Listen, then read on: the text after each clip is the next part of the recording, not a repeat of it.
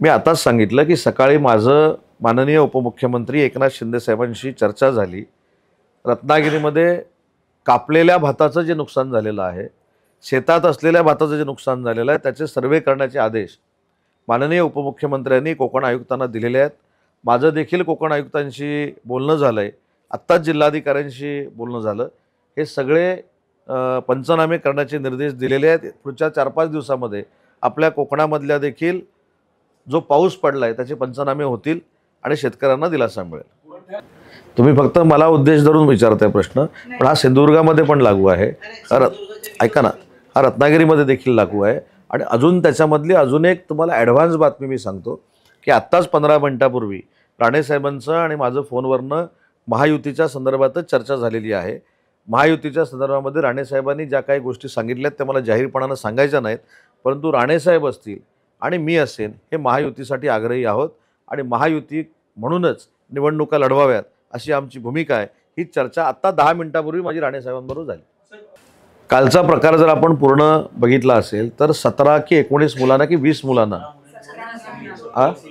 हां अशा 19 जणांना ओलीस ठेवलेलं होतं।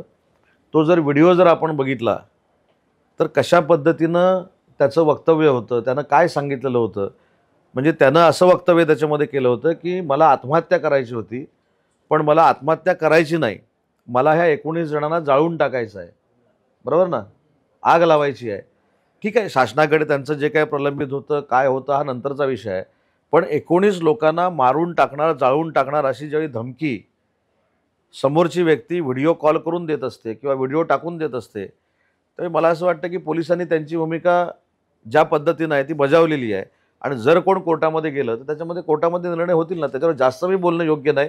पण मला असं तुम्हाला देखील असं सगळ्यांना वाटत असेल की 19 लोकांना जाळून टाकण्याची धमकी, तो कॉन्ट्रॅक्टर नाही, तो कदाचित मला असं वाटतं की दहशतवादीच होता, पण अशा पद्धतीची धमकी देऊ शकतो आणि त्यावेळी काय पोलिसांनी बघायची भूमिका घ्यायची, 19 लोकांना जाळेपर्यंत आपण थांबायचं, म्हणून कदाचित पोलिसांनी घेतलेला तो निर्णय असेल। पण पोलिसांनी घेतलेली कारवाई जी आहे त्याच्यावर पोलिसच खुलासा करतील। पहिली गोष्ट अशी आहे की मनसेच्या अध्यक्षांना कोणीतरी चुकीचं ब्रीफिंग केलेलं आहे, त्यांना कोणीतरी चुकीची माहिती दिलेली आहे। आपल्याला एक थोडा 2 महिन्यापूर्वीचा इतिहास माहिती असेल की छत्रपती शिवाजी महाराजांचे वारसे असलेले हे किल्ले आहेत, त्यांना जागतिक वारसा स्थळाचा दर्जा युनेस्कोनं दिलेला आहे। आणि युनेस्कोनं का दिला, तर छत्रपती शिवाजी महाराजांचा वारसा हा जागतिक स्तरावर असला पाहिजे, ही युनेस्कोची भूमिका आहे। पण हे सगळं करत असताना मला आठवतं की पंडित नेहरूंनी एक पुस्तक लिहिलेलं आहे, त्याच्यामध्ये देखील छत्रपती शिवाजी महाराजांचा उल्लेख हा काय आहे मी तो शब्दप्रयोग करत नाही, पण तिथं देखील छत्रपती शिवाजी महाराजांना कधी मान नव्हता पंडित नेहरूंच्या त्या पुस्तकामध्ये। राहुल गांधींकडे तर नाहीच नाही। 15 दिवसापूर्वी कर्नाटकमध्ये शिवाजी महाराजांच्या नावानं जे स्टेशन होतं ते बदलून सेंट मेरीच्या नावानं करण्याचा पराक्रम काँग्रेसवाल्यांनी केला। मनसेच्या अध्यक्षांना चुकीचं ब्रीफिंग कोणतरी करतंय, पण आज महाविकास आघाडी करत असताना ज्या काँग्रेसनं छत्रपती शिवाजी महाराजांचा अपमान केला त्यांच्याबरोबर महाविकास आघाडीमध्ये ते जात आहेत, हे आपलं सगळ्यांचं दुर्दैव आहे।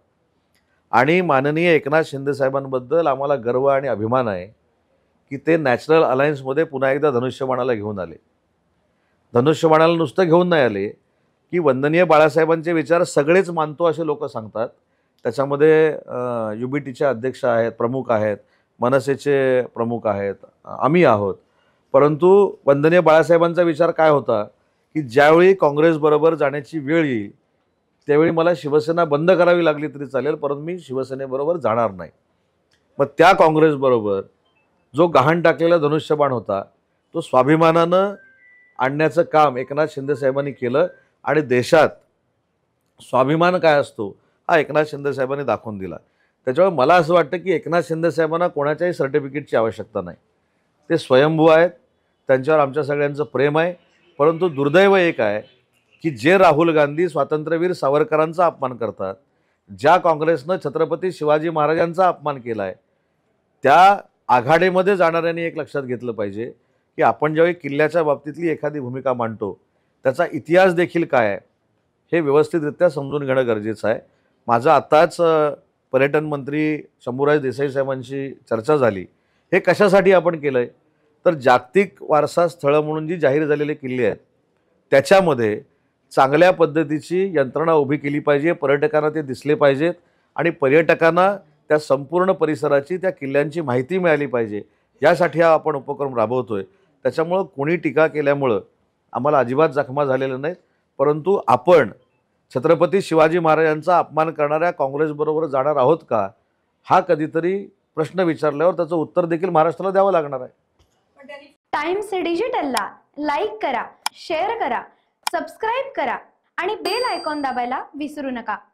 Times digital.